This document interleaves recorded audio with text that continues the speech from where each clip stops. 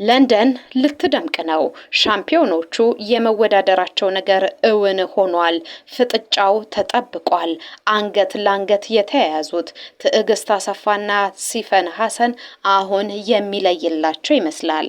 ከነሱ ባሻገር የወቅቱ የማራቶን ፈርጥ የሆኑት የኬንያ አትሌቶች ለኢትዮጵያኖቹ ልጆች ፈተና ይሆናሉ። በዚህ ውድድር ላይ አዳዲስ ታሪኮች፣ አዳዲስ ክብሮች፣ ትልልቅ ስሞች ከፍ ብለው ይጠራሉ። የ2026 የለንደን ማራቶን የሚካሄድበት ሰዓትና ቀን ተወስኗል። በዚህ ውድድር ላይ አዳዲስ ጉዳዮችን ሰምተናል። ሁሉ ስፖርቶችንን ይሄንን ጉዳይ በስፋት እንነግራችኋለን። ላይክ፣ ሼር፣ ሰብስክራይብ እያደረጋችሁ ከኛ ጋር መቆየት ትችላላችሁ። የ2026 የለንደን ማራቶን አትሌት ትዕግስት አሰፋንና አትሌት ሲፈን ሀሰንን ሊያፋጥጥ ዳግም ሊያገናኝ ቀኑ ተቆርጦለታል። በነገራችን ላይ 45 ዓመታትን ዘልቋል። የለንደን ማራቶን ትልልቅ ስም ያላቸው አትሌቶች በዚህ ውድድር ላይ ተካፍለው ዓለም አቀፍ እውቅናን ማግኘት ችሏል። የለንደን ማራቶንን ከዚህ ቀደም አሸነፍ የቻለችው የሲፈን ሀሰን ምትሁን ትዕግስት አሰፋ በዚህኛው ውድድር ላይ እጅግ እየተጠበቁ ይገኛሉ። የ2004 የፓሪስ ኦሎምፒክ አሸናፊ የሆነችው ትውልደ ኢትዮጵያዊቷ ኔዘርላንዳዊ ዜግነት ያላት ሲፈን ሀሰን የወቅቱ የዓለም ሻምፒዮን አሸናፊ የሆነችው ኬንያዊቷ ሌላኛው አትሌት ጄችፒ ቸርችን እንዲሁም አንጋፋዋ የኒውዮርክ ማራቶን አሸናፊዋ ኬንያዊቷ ኤለን ሆቦሪን በዚህ የለንደን ጎዳናዎች ላይ ይፋለማሉ። የሚፋለሙት ለወርቅና ለወርቅ ሜዳሊያ ብቻ ነው፣ ሌላው ትርፍ ነው እያሉ ነው የሚገኙት። የለንደን ማራቶን አፕሪል 26 ነው ይካሄዳል ተብሎ የሚጠበቀው። የኤሊት የሴቶች የማራቶን ውድድር ላይ ማሸነፍ የቻሉ ሁሉም አትሌቶች በዚህኛው ውድድር ላይ መካፈላቸው አስገራሚ ሆኗል። እንደው ለመጠቃቀስ ያክል የቫሌንሺያ ማራቶን አሸናፊቷ ኬንያዊቷ አትሌት ጄፒ ኮስጊ በዚህ ውድድር ላይ የማሸነፍ ግምት ተሰጥቷታል። ከነ ሲፈን ሀሰን እና ከነ ትዕግስት ወርቁ የሚተርፍ ከሆነ ነው እየተባለ ነው የሚገኘው። የ2004 የፓሪስ ኦሎምፒክ ከተካሄደ በኋላ ትዕግስት አሰፋ እንዲሁም አትሌት ሲፈን ሀሰን ሌሎችም በዚህ ውድድር ላይ ለመጀመሪያ ጊዜ ነው ለአንድ የወርቅ ሜዳሊያ ለመፋለም የተፋጠጡት። የማሸነፍ እድላቸው እርስ በርስ ስለሆነ እጅግ አጓጊ ውድድር ይሆናል ተብሎ ነው እየተጠበቀ ያለው። ኢትዮጵያዊቷ አትሌት ትዕግስት አሰፋ ለአዘጋጆቹ መግለጫ ሰጣ ነበረ። ያለፈውን ዓመት የለንደን ማራቶን ማሸነፌ እንዲሁም የሴቶች ብቻ ወይንም ዊሜንስ ኦንሊ ሰዓትን በማሻሻል ኩራት ይሰማኛል። በዚህ የሩጫ ውድድር ላይ ማሸነፍ ትልቁ ህልሜ ነው፣ ትልቁ የሩጫ ህይወቴና አጋጣሚ ይሆናል ካለች በኋላ ይህንን ትልቅ ታሪክ በዘንድሮ ውድድርም የመድገም ህልም አለኝ ስትል ነው የተናገረችው። አውቃለሁ ይህንን ለማሳካት ትልልቆቹ ሻምፒዮናዎች ከፊቴ ይጠብቁኛል። ሲፈን ሀሰን ቀላል ሰው አይደለችም፣ ግን አሸንፋለሁ በማለት አስተያየቷን ሰጥታለች። የለንደን ማራቶን አሸናፊዋ ትዕግስት አሰፋ ለኔ ጠንካራ ተፎካካሪ ናቸው ስትል እነ ሲፈንን ሀሰን በአይነ ቁራኛ እንደምትመለከት፣ ግን ለማሸነፍ ትልቅ ትንቅንቅ እንደምታደርግ በዚህም አመት ተስፋ እንዳላት የተሻለ ውጤት ደግሞ ለማስመዝገብ የኢትዮጵያውያን ልዩ ጸሎት እንደሚያስፈልጋትም ጭምር ነው የተናገረችው። የገባችበትን ሰዓት ብንመለከት አትሌት ትዕግስት አሰፋ ጥሩ ሰዓት ካላቸው አትሌቶች መካከል አንዷ ናት። 2 ሰዓት ከ11 ደቂቃ ከ53 ሰከንድ የገባችበት ነው። ከሲፈን ሀሰን በ1 ደቂቃ አካባቢ ልዩነት አላቸው። 2 ሰዓት ከ13 ደቂቃ ከ44 ነው ሲፈን ሀሰን መግባት የቻለችው። በዚህ ውድድር ላይ ሌሎች ኢትዮጵያውያን አትሌቶችም ይሳተፋሉ። ደጊቱ አዝመራው አለች፣ በአለም ላይ ሹመቴ ሌላዋ ኢትዮጵያን ወክለው ከሚሳተፉ አትሌቶች መካከል አንዷ ነች። በነገራችሁ ላይ ሲፈን ሀሰን ትውልደ ኢትዮጵያዊ ነች። ኑሮዋን በኔዘርላንድስ ካደረገች በኋላ ትልልቅ የሚባሉ ዓለም አቀፍ ውድድሮችን ማሸነፍ ችላለች። በአንድ ወቅት ግን ለምንድን ነው ለኢትዮጵያ የማትሮጪው ተብላ ተጠይቃ ነበረ። እኔ ለኢትዮጵያ መሮጥ አልፈልግም አልፈልግም። ለኢትዮጵያ እንድሮጥ የጠየቁኝ ሰዎች ግን አሉ። ነገር ግን ኢትዮጵያ ብዙ የሚሮጡላት አትሌት አላት። እኔ ኦሮሚያ ነጻ ካልወጣች በቀር በዚህ ውድድር ላይ መሳተፍ አልፈለግም ኢትዮጵያን ወክዬ ስትል ነው የተናገረችው። ኢትዮጵያ ብዙ ልጆች አሏት። ለነሱ ድጋፍ ቢደረግና ቢሰራባቸው ኖሮ እኔም ለኢትዮጵያ መሮጥ እችል ነበረ። ልዩ ልዩ አጋጣሚዎችን መጠቀም በምችልበት ጊዜ እድሉን ስላጣው ነው ዜግነቴን የቀየርኩት። ለምሳሌ እና ዮሚፍ ቀጀልቻ ጋር አብረን ልምምድ እናደርጋለን። ዮሚፍ ብዙ ችግሮችን አልፎ እዚህ እንደደረሰ ይነግረኛል።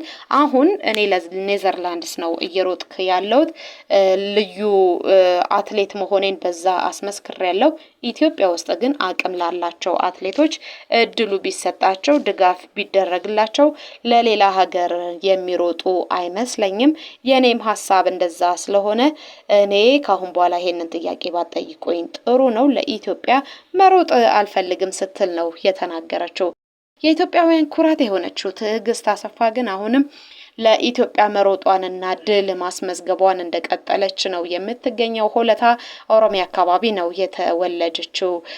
ትዕግስት አሰፋ ተሰማ በረጅም ርቀት የሩጫ ውድድሮች ላይ ታዋቂ ከመሆኗ በፊት በ800 ሜትር ነበረ ስትሮጥ የነበረችው። ለረጅም ዓመታት በጉዳት ስትፈተን ምናልባትም እንኳን መሮጥ በእግር መቆም ያዳግታታል ተብሎ በሚወራበት ጊዜ ነው የማራቶን ሪከርድን ጭምር በርሊን ላይ በመስበር ማሸነፍ የቻለችው። ከዛ በኋላ የሚያቆማት አንዳችም አልተገኘም። በኦሎምፒክ እጅግ ትጠበቅ ነበረ። 2024 ፓሪስ ላይ የብር ሜዳሊያ ማሳካት ችላበታለች። በሲፈን ሀሰን ተቀድማ በወርልድ ሻምፒዮንሺፕ ቶኪዮ ላይ 2025 እዛው በተደረገው የብር ሜዳሊያ ማስመዝገብ ችላለች።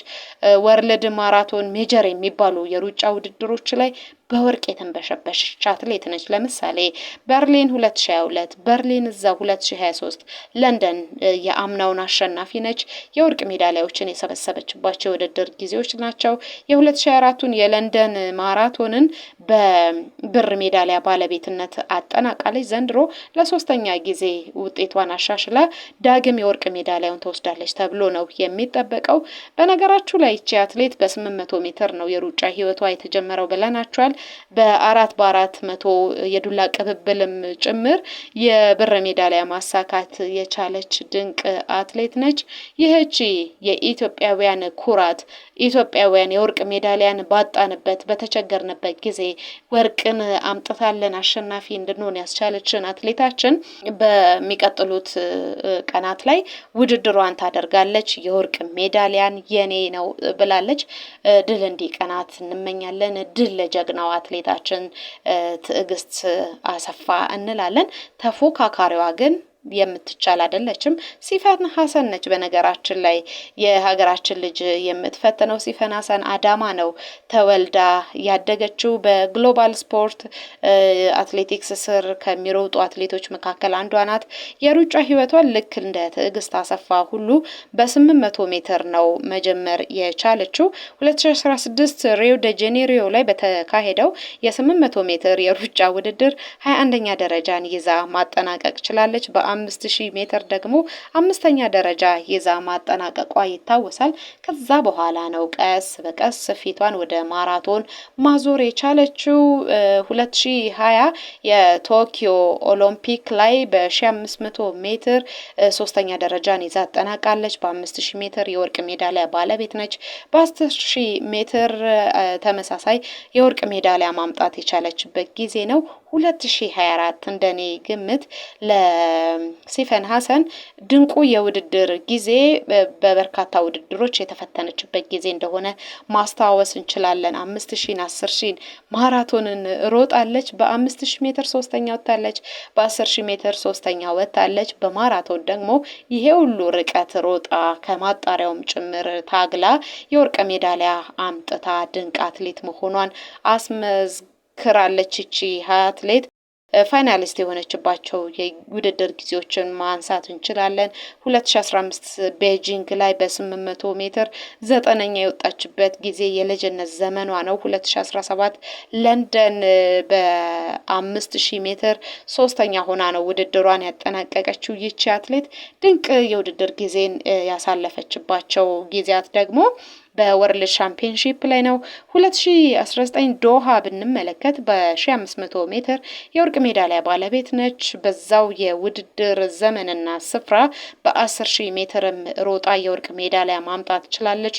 ቡዳፔስት የብር ሜዳሊያ፣ ቤጂንግ የነሐስ፣ ሎንዶን የነሐስ እንዲሁም ቡዳፔስት በተመሳሳይ የነሐስ ሜዳሊያ 2023 ያመጣችባቸው ጊዜ ነው። የቤት ውስጥ ሻምፒዮና ብቻ የማትሮጣቸው ውድድሮች የሉም። በአውሮፓ ሻምፒዮንሺፕ ላይ በ1500 ሜትር ጀምራ እስከ 5000 ሜትር ባሉ የሩጫ ውድድሮች ላይ 4 ጊዜ መሳተፍ ችላለች። 2 ጊዜ የወርቅ 2 ጊዜ የብር ሜዳሊያ ማምጣት ችላለች።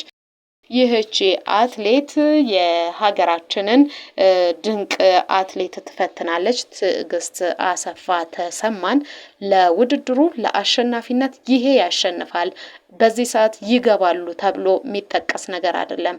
ለምን ብትሉ የፈርጦቹ የኮከቦቹ ስብስብ ነው።